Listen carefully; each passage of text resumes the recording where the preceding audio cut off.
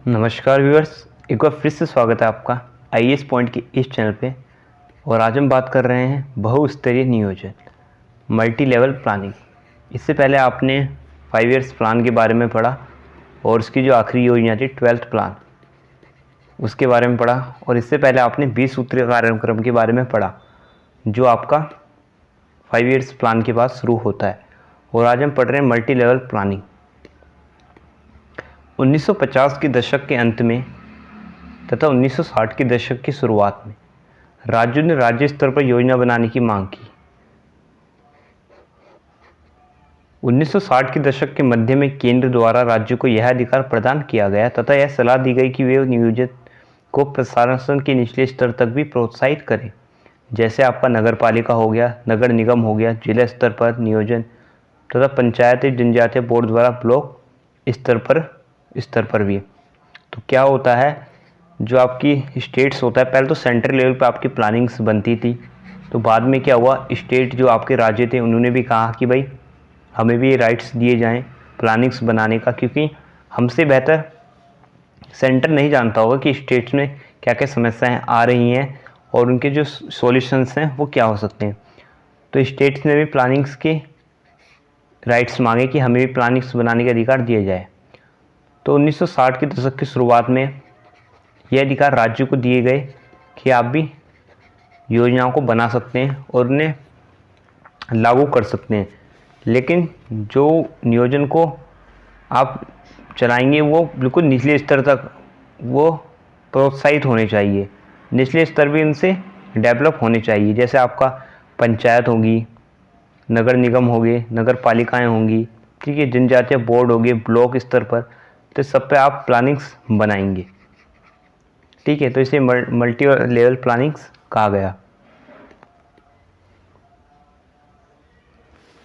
आगे हम इसमें पढ़ते हैं 1980 के दशक की शुरुआत में भारत एक बहुस्तरीय नियोजन वाला देश था, जिसमें नियोजन की संरचना तथा स्तर निम्नलिखित थे।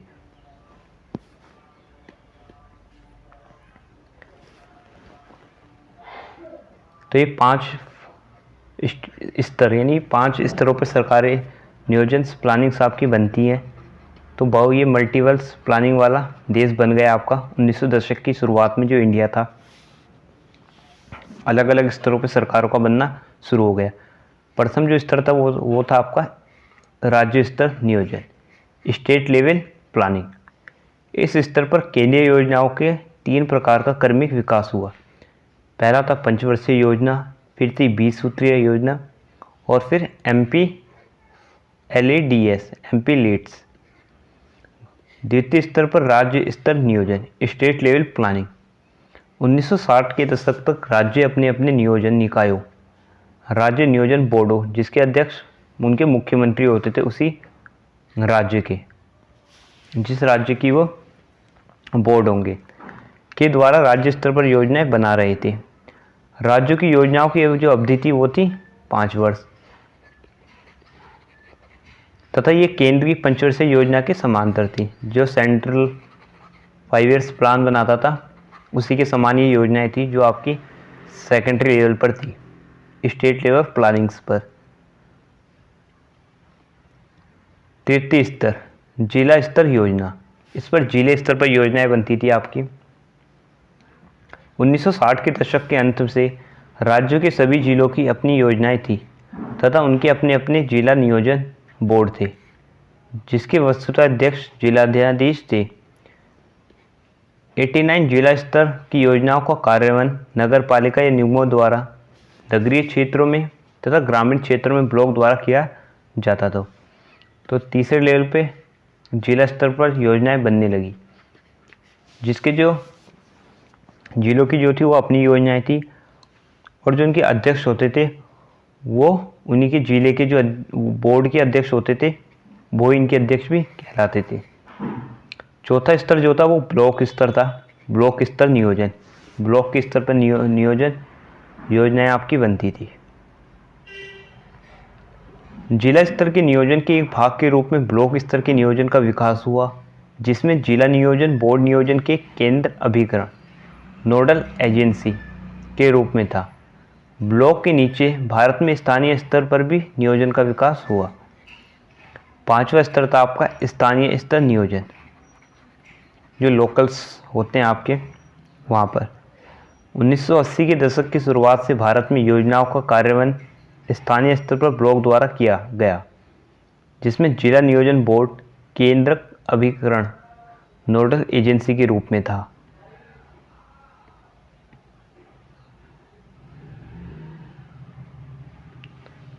जनसंख्या में सामाजिक आर्थिक विभेदीकरण के कारण भारत में स्थानीय स्तर के नियोजन का विकास इसके रूप भेद यानी तीन वेरिएंट के साथ हुआ, जो थे आपके एक तो ग्रामीण स्तर नियोजन, पहाड़ी क्षेत्र नियोजन और जनजातीय क्षेत्र नियोजन।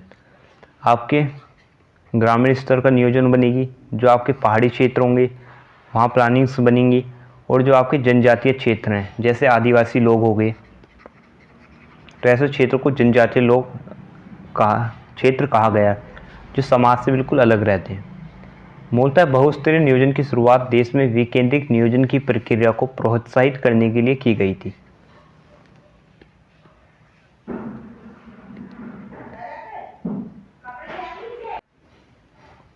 जो नियोजन की प्रक्रिया में लोगों की भागीदारी को सुनिश्चित करता है, लेकिन यह उद्देश्य में कई कारणों में सफल नहीं हुआ। ये कारण थे निम्नलिखित कारण थे जिसमें यह आपका सफल नहीं होता। पहला तो जो था यह विभिन्न योजनाओं के निर्माण में लोगों की भागीदारी को प्रोत्साहित करने में असफल रहता है। लोग इंटरेस्ट नहीं थे इस योजना में और इन्हें ये इंटरेस्ट दिला भी नहीं पाया।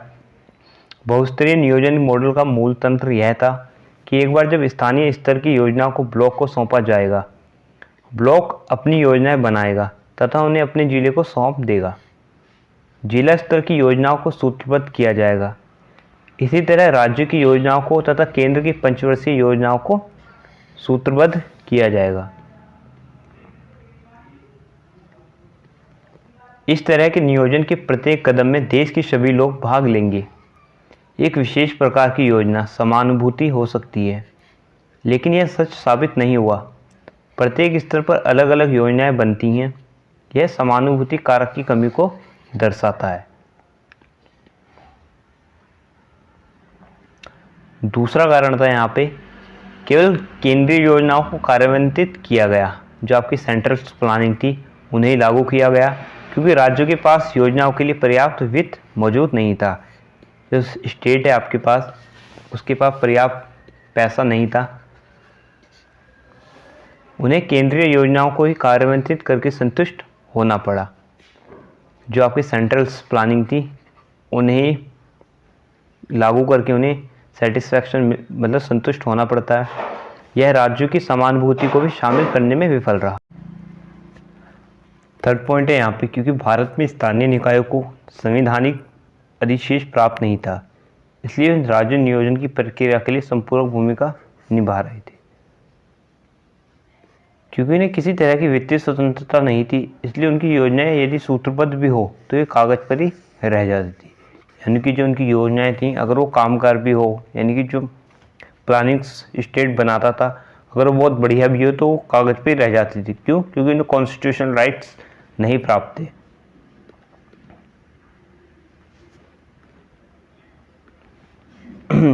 फोर्थ पॉइंट है यहाँ पे, इस तरह बहुस्तरीय नियोजन लोगों की भागीदारी को नियोजन में शामिल करने में विफल रहा, जिससे स्थानीय आकांक्षाओं को ठेस पहुंची। लेकिन कम से कम बहुस्तरीय नियोजन की विफलता ने सरकार को विकेंद्रीकृत नियोजन की दिशा में फिर से सोचने के लिए बाध्य कर दिया। जो आपका बहुस्तरीय नियोजन था, मल्टी लेवल प्लानिंग, ये फेल हो जाता है इंडिया में, और इसके फेल होने के कारण ही सरकार ने फिर डिसेंट्रलाइजेशन प्लानिंग के बारे में सोचना शुरू किया, जिसके कारणों के दो मुख्य संवैधानिक संशोधनों 73 और 74 वे अधिनियम हुआ। इसी के कारण आपका 73वां और 74वां संवैधानिक संशोधन होता है।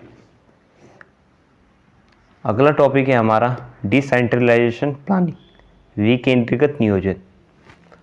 आर्थिक नियोजन केंद्रीकृत राजनीतिक व्यवस्था समाजवादी तथा साम्यवादी का एक तत्व है। नियोजित अर्थव्यवस्था के पक्ष में निर्णय लेते समय भारत के समक्ष 2 चुनौतियाँ थी।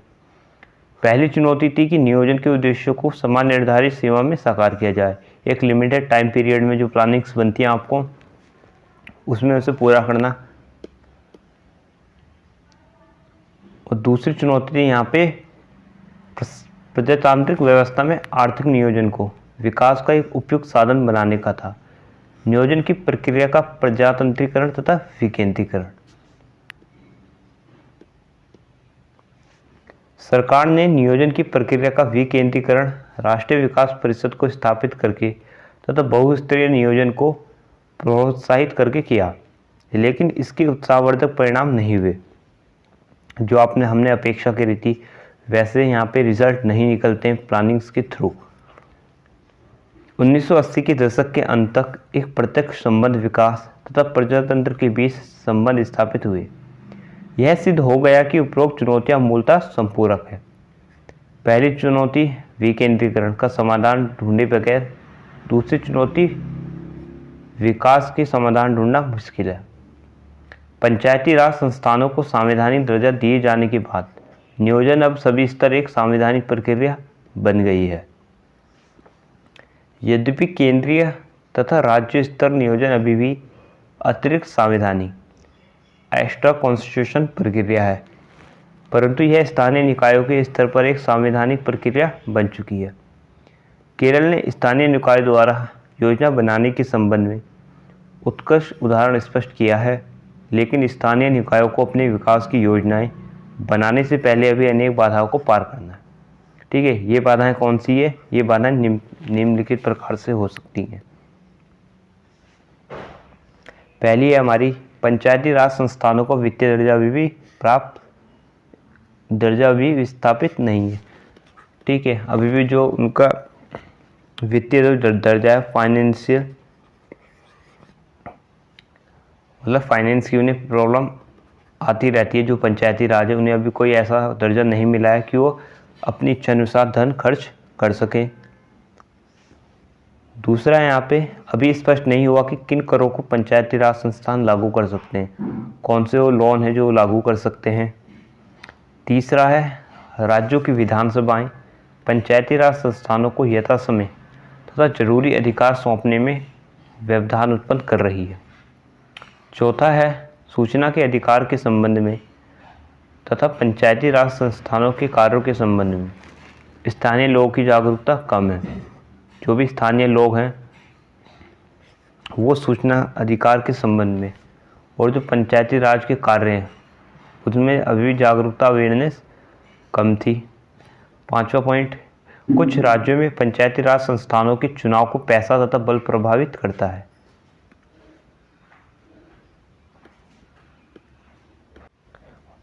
वर्ष 2002 के मध्य में एक अखिल भारतीय पंचायत अध्यक्ष सम्मेलन नई दिल्ली में हुआ। सम्मेलन के अंत में पंचायती अध्यक्ष ने एक 21 सूत्री ज्ञापन सरकार को सौंपा जो पंचायत राज संस्थानों के वित्तीय दर्जे से संबंधित था। जुलाई 2022 में जिला विकास agency district rural development agency DRDA के वार्षिक सम्मेलन को संबोधित करते हुए तत्कालीन प्रधानमंत्री ने यह घोषणा करी कि पंचायती राज संस्थानों को वित्तीय स्वायत्तता जल्दी दी जाएगी। इसके अतिरिक्त उन्होंने यह घोषणा की यदि राजनीतिक आम सहमति हुई तो सरकार इसके लिए संवैधानिक संशोधन भी करेगी। दुर्भाग्यवश NDA की गठबंधन अगले आम चुनाव में सत्ता में वापस नहीं आ सकी। UPA सरकार प्रजातांत्रिक सहभागिता के मुद्दे पर गंभीर नजर नहीं आ रही है। वर्ष 2006 के मध्य में योजना आयोग ने पत्र लिखकर प्रत्येक राज्य के मुख्यमंत्री को यह सूचित किया कि 11वीं पंचवर्षीय योजना प्रारंभ होने से पहले आयोग यह चाहता है कि प्रत्येक राज्य में पंचायती राज संस्थानों को उनके कार्यात्मक शक्ति सौंप दिए जाए, अन्यथा स्थानीय विकास की निधि उन्हें नहीं प्रदान की जाएगी। यह केंद्र सरकार की गंभीरता को भी दर्शाता है कि केंद्र सरकार से लेकर कितनी सीरियस थी। जनवरी 2015 में नए निकाय नीति आयोग की स्थापना होती है और जो आपका प्लानिंग कमीशन था उसे ख़त्म कर दिया जाता है। इसकी स्थापना के उपरांत देश में विकेंद्रीकृत नियोजन की रूपरेखा एक तरह से पुनः आरक्षित होती प्रतीत होती है। इसके अंतर्गत निम्न शामिल नए पहलू कुछ निम्न प्रकार थे। विकास का नियोजन एक समेकित तरीके से होगा जिसमें राष्ट्र, राज्यों, स्थानीय निकायों तीनों स्तरों की ज़रूरतों को ध्यान में रखा जाएगा। विकास के इस नए मॉडल में टॉप डाउन की जगह बॉटम अप अवधारणा का प्रयोग किया जाएगा। जहाँ तक नियोजित विकास के लिए धन आवंटन का प्रश्न है, इसके लिए विकास का कार्य नीति आयोग की शासी परिषद यानी गवर्नेंस काउंसिल द्वारा किया जाएगा, जिससे राज्यों को इस प्रक्रिया में भी हिस्सा लेने का अवसर प्राप्त होगा। विकास की अवधारणा में टीम भारत का बोध होगा, जो कि एक राष्ट्रीय एजेंडे के तहत कार्य करेगा। सरकार द्वारा सहकारी संघवाद के आधार पर कार्य करने पर बल दिया जा रहा है, जो विकेंद्रीकृत विकास का एक महत्वपूर्ण घटक है। वित्तीय वर्ष 2015 और 16 से केंद्र सरकार द्वारा राज्यों के विकास को बढ़ावा देने संबंधी उनके धन की कमी की तरफ विशेष ध्यान दिया जा रहा है। तो यहाँ पर कुछ पॉइंट हैं जो उनके दिखाता है कि वो धन संबंधी और धन की कमी पर उनका विशेष ध्यान दिया जा रहा है सेंट्रल गवर्नमेंट द्वारा। ठीक है, यहाँ पे आपका नेक्स्ट टॉपिक आ जाता है योजना आयोग तथा वित्त आयोग, planning commission and finance commission. तो इसे हम नेक्स्ट वीडियो में पढ़ेंगे। आज के लिए इतना ही काफ़ी है। अगर वीडियो पसंद आई हो तो इसे लाइक कीजिए, चैनल को सब्सक्राइब कीजिए। जल्दी मिलते एक नई वीडियो के साथ। Thank you.